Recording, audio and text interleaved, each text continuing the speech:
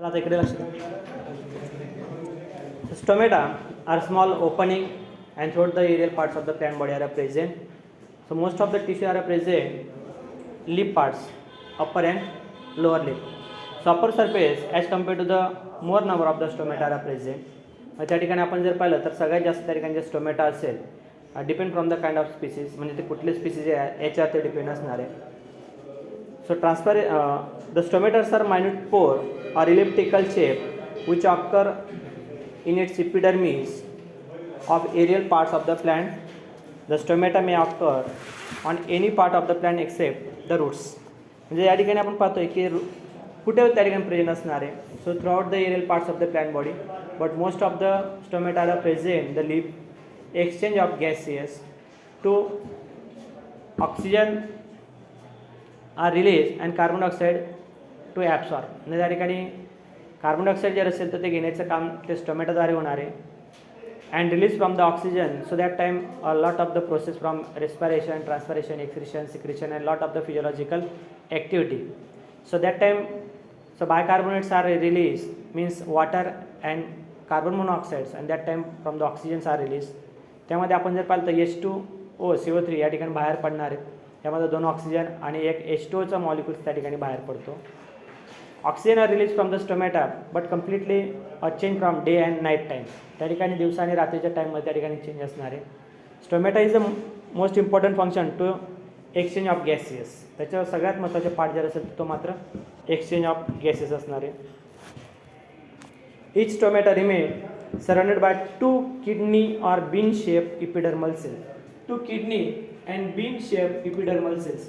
Suppose त्या ठिकाणी तुम्ही जर स्टोमेटा पाहिला तर ते स्टोमेटा या ठिकाणी opening and closing of stomata and surrounded by the epidermal cells and subsidiary cells. So there are sometimes from the unisocytic and so epidermal stomata then surrounded by the 2 guard cells, and there are stomata, subsidiary cell or epidermal cell, subsidiary or epidermis, subsidiary cells, bean shape or pear shape or kidney shape. The epidermal cells bordering the guard cell, epidermal cells bordering the guard cells is called as accessory cells or subsidiary cells. Accessory cells or subsidiary cells.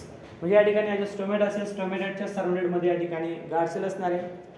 Guard सेलच्या सराउंडेडमध्ये जर पाहिलं तर आपण त्या ठिकाणी त्याला subsidiary cells की आपण इपिडर्मल सेल्स त्या ठिकाणी म्हणणार आहोत. So number of each cells are present from the nucleus. Nucleus जर असेल तर present असणारे cellulose substances are present from the chloroplast.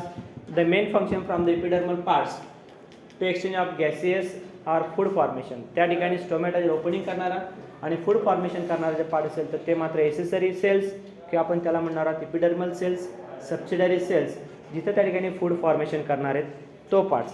The stomata together with the subsidiary cells is termed as a stomatal complex. Stomatal complex. एक दोन नाही तर lot of the stomata are present as compared to the stem to leaf are more in number. Stem पेक्षा त्या ठिकाणी leaf मध्ये सगळ्यात मोठ्या प्रमाणात त्या ठिकाणी आपल्याला स्टोमेटा त्या ठिकाणी जास्त दिसणार आहेत. The chambers present below the stomata in the mesophyll is called as stomatal chamber. Mesophyll below the parts are present from the mesophyll layers. म्हणजे या ठिकाणी आपण जर इपिडर्मल पार्ट जर असेल तर आपण या ठिकाणी रिमूव्ह केला आहे, परंतु खालच्या त्या ठिकाणी epidermal parts below the sides are present from the mesophyll cells of columnar cell like structures and compactly arrange from the pericarps tissue. या ठिकाणी पेरिकार्डस टिश्यू या ठिकाणी प्रेझेंट असणार आहे to synthesize from the food formation of chloroplast content. जर chlorophyll content जर असेल तिथून मात्र या ठिकाणी फूड फॉर्मेशन करणार आहे. Stomata opening and closing of the stomata to exchange of the gases.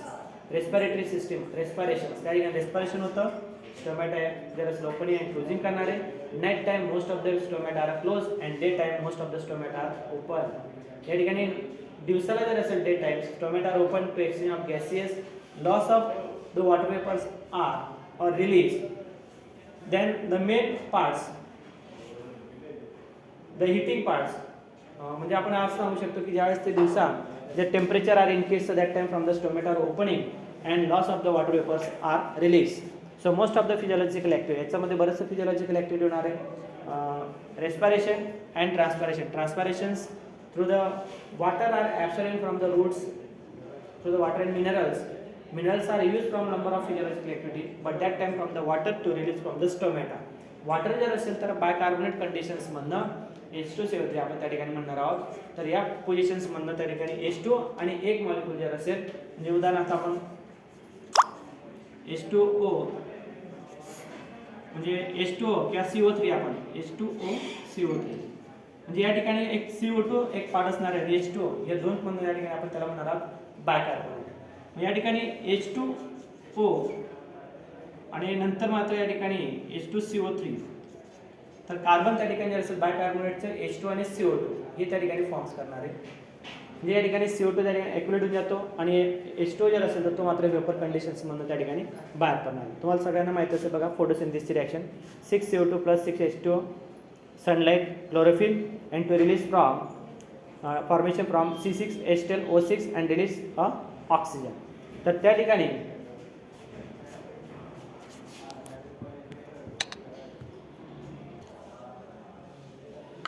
Types of stomata, त्यामध्ये रॅनन्क्युलेसिस की आपण त्याला म्हणणार आहोत ॲनोमोसायटिक, अनआयसोसायटिक, पॅरासायटिक अँड डायसायटिक स्टोमेटा. 4 त्या ठिकाणी टाइप्स दिले. पहिलं याच्यामध्ये रॅनन्क्युलेसी की आपण त्याला म्हणणार आहोत irregular in conditions. Irregular ranunculaceous irregular means irregular formation from the subsidiary cells are present surrounded by the guard cells. त्या स्टोमेटा सेलच्या सराउंडेडमध्ये इरेग्युलर फॉर्ममध्ये जर असेल तर त्या याला आपण म्हणणार आहोत ॲनोमोसायटिक स्टोमेटा. आता ॲनोमोसायटिकसाठी या ठिकाणी आपण पहिलं रॅनन्क्युलेसिस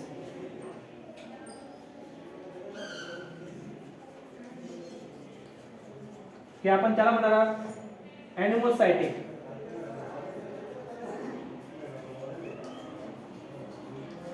ॲनोमोसायटिक stomata. Stomata which are a subsidiary cells remain surrounded by several irregular orange ordinary epidermal cells. Several irregular epidermal cells are growing. म्हणजे या ठिकाणी याची जर डायग्राम पाहिली तुम्ही बघा तर काय असणार आहे, छोटीशी डायग्राम काढतो.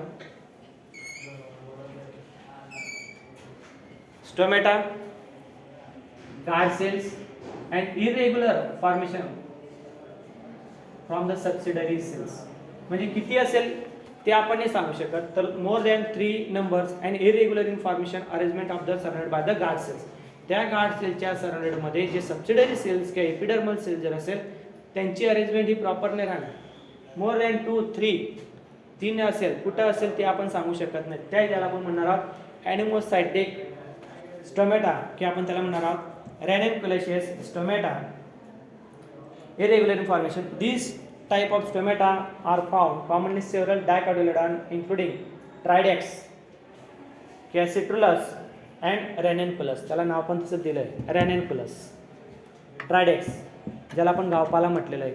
मागच्या वेळेस मी तुम्हाला सांगितलं ते. आता यांचं इपिडर्मिस कसं माउंट करायचं ते पण मी इन शॉर्ट तुम्हाला सांगेलच. त्याच्यानंतर पुढचं एक क्रुसिफेरस किंवा अनआयसोसायटिक.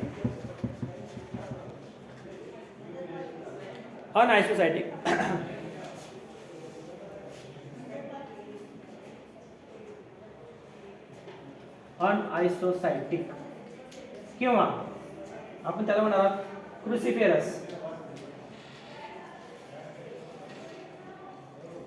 Cruciferous stomata.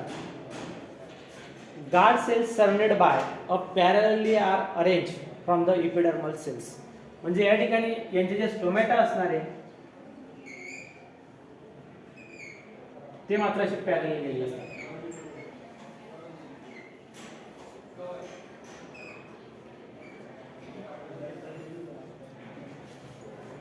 त्याला पण म्हणणार anisocytic. Okay. Stomata remains surrounded by 3 unequal cells 3 unequal cell, sorry बीच्या बाबतीत होतं, डायग्राम मात्र सीची काढली गेली माझ्याकडनं. ओके, अनआयसोसायटिक यामध्ये यांचे जे डायग्राम पाहिले तर आपण कसं असणार आहे, 3 सबसिडरी सेल्स आर प्रेझेंट. इथं मोर दॅन 3 आहे, यामध्ये मात्र 2 are large and 1 are small. जवळपास त्या ठिकाणी जर पाहिलं तर आपल्याला त्यांचे जे अरेंजमेंट असणार आहे ते मात्र 2 हे मोठे असणार आहे आणि एक मात्र या ठिकाणी जर असेल तर ते मात्र स्मॉल असणार. त्यामध्ये unequal in size of the 3 subsidiary cells, one is distinctly smaller than the other 2. One is distinctly smaller than other 2. म्हणजे या ठिकाणी यांचे जे अनआयसोसायटिकच्या बाबतीत सांगतो मी आता, यांची जे स्टोमॅटा असेल तर एक जर असेल तर ते मात्र छोटे असणार आहे आणि 2 जर असेल तर ते मात्र काय मोठे असणार. 2 मोठे आणि एक मात्र लहान असणार आहे. त्याला आपण म्हणणार आहोत क्रुसिपेरस, की आपण त्याला unequal cell type of cruciferous. This type of stomata are seen commonly in Brassica, Sedum किंवा निकोटियाना अँड पिटोनिया. याच्यामध्ये एक जर असेल तर ते मात्र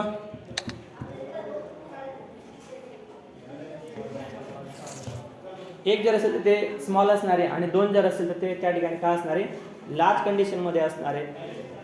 त्याला आपण म्हणणार आहोत cruciferous or anisocytic. Then next is a rubiaceous or paracytic. आता ही जी डायग्राम आहे ही झाली याची डायग्राम आणि ही जर असेल तर ते मात्र रुबेशियस किंवा त्याला आपण पॅरासायटिक असं म्हणणार आहोत. तर रुबेशियस और पॅरासायटिक. पॅरासायटिक मध्ये या ठिकाणी डायग्राम असणार बघा. Parallelly are arrange as a guard cells. जसे गार्ड सेल्स आहे तसे त्याच्या सबसिडरी सेल्स सुद्धा ते पॅरल गेले असेल तर त्या याला आपण म्हणणार आहोत रुबेशियस टाइप ऑफ स्टोमॅटा किंवा आपण त्याला म्हणणार आहोत paracytic type of the stomata. In this type of the stomata is usually surrounded by 2 subsidiary or accessory cells which are parallel to long axis of the guard cell. Long axis of the guard cell. इथे मी तुम्हाला सांगितलं बघा, stomata are surrounded by guard cells, 2 guard cells, and these are pear shape, bean shape या kidney shape. हे guard cells आहे, stomata, guard cell and subsidiary cell. यामध्ये जर आपण पाहिलं तर काय असणार आहे, guard cells are surrounded by 2 subsidiary cells and equal and parallel. Equal आहे आणि पॅरलल पण आहे गार्ड सेलला. त्याला आपण म्हणणार आहोत paracytic type of stomata are rubiaceous. Then next क्रायसोफायलस.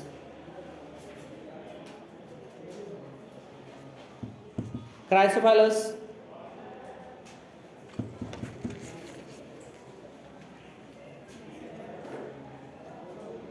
Diacytic. त्याला आपण म्हणणार आहोत डायसायटिक कॅरिओफायलस. आपण त्याला म्हणणार diacytic. Diacytic of stomata. It remains surrounded by a pair of subsidiary cells. Common wall subsidiary cells remain right angle to long axis of guard cells. Right angle to long axis of guard cells. म्हणजे या ठिकाणी यांचे जे guard cells असणार आहे या guard सेल्सला ते मात्र पॅरलल गेलेले असतात.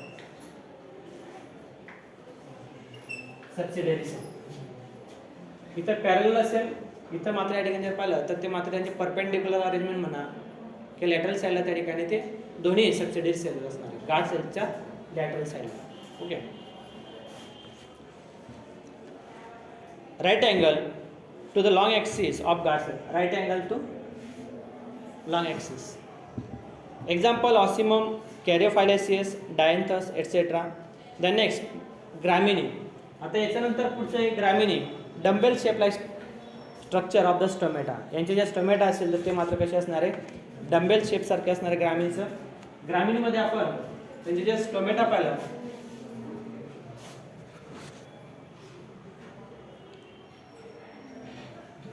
ग्रामिनेशियस.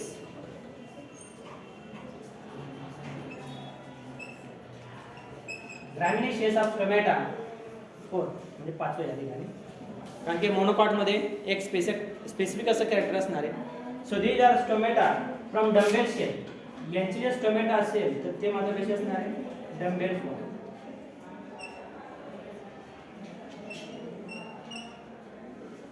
या फॉर्म मध्ये असणार आहे, त्याला आपण म्हणणार आहोत. अँड दीज आर पॅरल आर अरेंज. यांचे स्टोमेटा जर नीट पाहिलं तुम्ही तर त्या कंडिशनमध्ये गेल्यानंतर पण इथं मात्र त्यांचं अरेंजमेंट ही या फॉर्म मध्ये असणार. परत पुढे गेल्यानंतर त्यांचे अरेंजमेंट परत या ठिकाणी डम्बेल शेप. डम्बेल शेप यांचे गार्ड सेल कसे होते, पियर शेप. तर ग्रामिनी मधले किंवा मोनोकॉटचे जे गार्ड सेल असेल तर ते कसे असणार आहे, डम्बेल शेप सारखे असणार. तुम्हाला डम्बेल माहिती असेल ना, दोन्हीकडे राऊंडेड पार्ट्स, सेंटरला मात्र थोडंसं, आणि ते जर तुम्ही जॉईन केले तर तुमच्या लक्षात येईल तसं त्या ठिकाणी त्यांच्या शेप असणार आहे, dumbbell shape like structures. 2 guard cells are that are shape like in a dumbbell shape. Each guard cells has narrow middle. मिडलला कसं असणार, ते नॅरो असणार आहे. 2 बल्ब्स, दोन्हीकडे मात्र काय 2 बल्ब सारखे असणार आहे. Narrow middle portion is strongly thick. Narrow म्हणजे आतला जो पार्ट असेल त्याचं मात्र थिक असं लेअर असणार आहे. सबसिडरी सेल्स आकर पॅरेलल, आणि त्याला मात्र सबसिडरी सेल जर असेल तर ते कसे केलेले असणार आहे, पॅरेलल फॉर्मेशनमध्ये असणार. जसे ते गार्ड सेल्स आहे बघा या ठिकाणी, हे सबसिडरी सेल्स आहे, दोन्ही सबसिडरी सेल्स काय या गार्ड सेल्सला पॅरेलल गेले असणार आहे. ओके, ही चारी जर असेल तर ते मात्र काय डायकॉटचे स्टोमेटा आहे, आणि या ठिकाणी ग्रामिनी म्हणजे काय मोनोकॉटचा स्टोमेटा आहे. हे तुम्ही डायकॉट आणि मोनोकॉटचे स्पेसिफिक कॅरेक्टर सांगू शकतात. Monocot plants present in dumbbell shape type of the stomata, आणि इथं मात्र तुम्ही जर असेल पियर शेप किंवा kidney shape stomata present dicot. डायकॉटमध्ये मात्र तुम्हाला pear shape, kidney shape stomata जर असेल तर ते मात्र डायकॉटमध्ये प्रेझेंट असणार आहे, तर डम्बेल शेप हे मोनोकॉटमध्ये प्रेझेंट असणार. ओके, ठीक आहे.